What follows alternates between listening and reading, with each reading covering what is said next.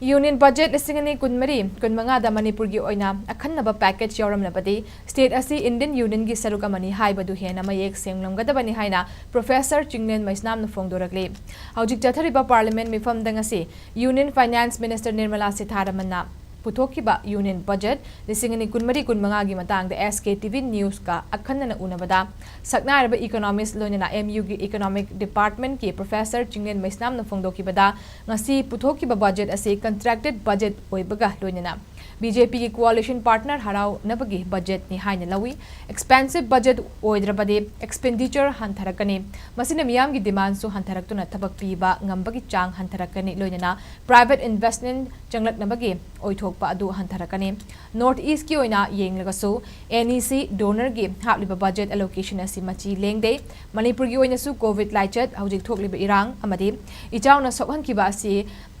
Phugatnaba Honnabada Center gi mateng Yaodrabadi hingba wagani adubu handaki budget asidadi Manipur gi ming phawa palakhitare haina Professor Chinglen Maisnam na pendaba haiki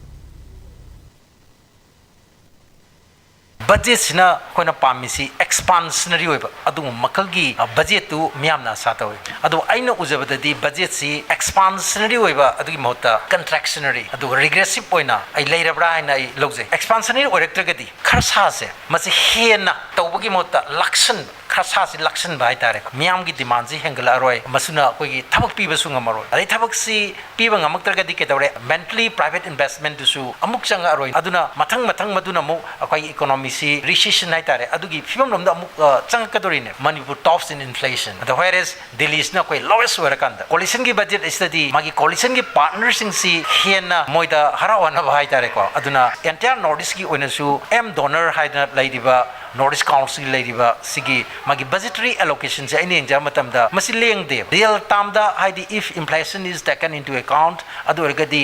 masi akoi handai haina koi lone hengalakpagi mahutta hingsagi maisane bambal hengatpagi maisane maisa mayam sigi marks daida machak nangan laidiba mafam sigu mafam sedi karigumba center na really macham tang pirakwa matamda sagi nuai jagado adu laidiba Manipur senthungi film study akoi na choba center gi helping hena ma yaudragadi akoi